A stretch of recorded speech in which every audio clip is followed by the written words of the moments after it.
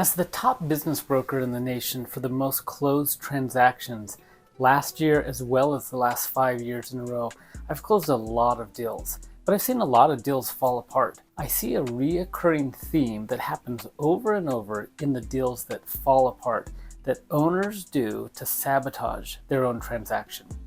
When it comes to selling your business, stakes are high.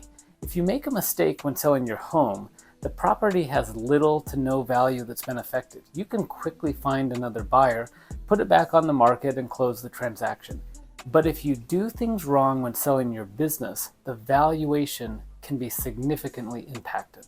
Be aware of these 5 deal killers so that you have the highest chance of successfully selling your business when the time's right for you. Hi, I'm Trent Lee. I've sold over 600 businesses in the last 5 years, and I've been named the #1 business broker in the country for the most closed transactions. I make these videos so that you'll learn about what you can do to better prepare yourself so that when the time is right for you, you'll think about hiring me to help you sell the business. Deal killer number 1, telling the employees before the sale closes. Your aunt may be the receptionist, your best friend's wife might be the manager, so it's understandable that you might feel like you need to share it with a little bit with someone before the transaction's closed, but whatever you do, don't do it. Wait until the very end. It's just too risky. I've personally seen this kill more deals than one when a well-intentioned business owner quietly pulls a trusted employee aside to inform them so that they're not caught off guard, and the key employee might end up quitting. They might promise to keep it confidential, not tell anyone, and word gets out, and before you know it, the entire staff is worried and looking for new jobs. So no matter the reason you think you need to tell the employees before closing, as a rule, just don't do it. Deal killer number 2, allowing the potential buyer to work in the business prior to closing. It's almost never a good idea to allow the potential buyer to work with you in the business before closing.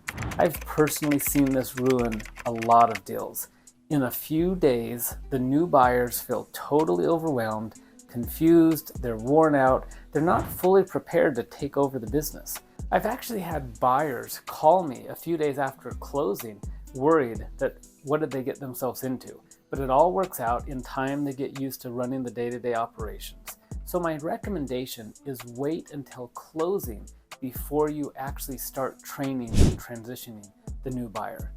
That way, as they work to take time to get accustomed to the day-to-day operations, they've already bought the business and they can't back out.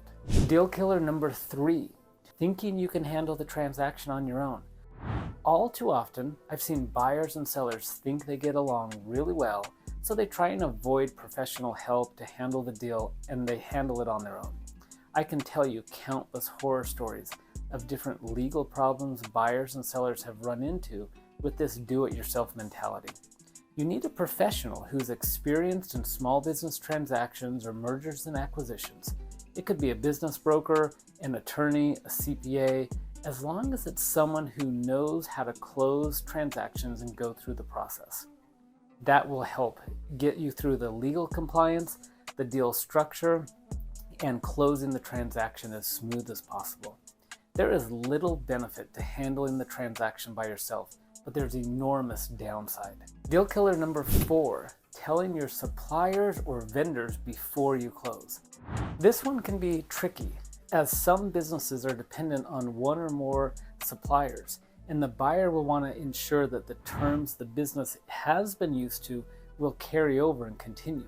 Instead of trying to go to them days before you sell, only to find out that they won't honor the same terms, they won't work on the same conditions that you've had. Maybe you've got a grandfather agreement and there's some sort of clause that doesn't make the contract assignable. You want to make sure you have contracts with your vendors and suppliers and that those contracts are assignable. The time to do this is years before selling, not days prior to selling.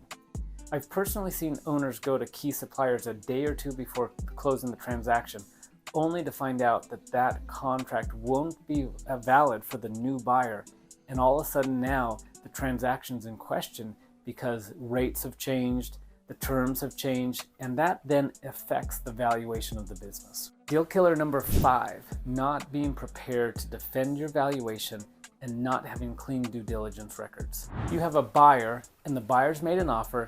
Now comes the real test. Can you validate and defend your asking price?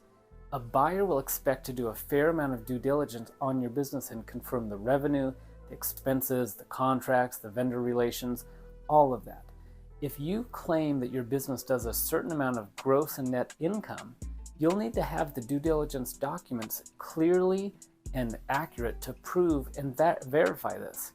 Most business owners can easily prove their gross revenue, but buyers rarely buy a business on gross revenue. You need to have clean records and all of your expenses to validate exactly how much profit is left over each year. That's really what a buyer is looking for. Sloppy financials, poor record keeping, and not using a professional to keep your books organized, accurate, and keep the business as profitable as possible is the top deal killer that I see. Subscribe to this YouTube channel, learn the best ways to prepare, to sell, and maximize the value of your business. I look forward to working with you one day. Thanks. Take care.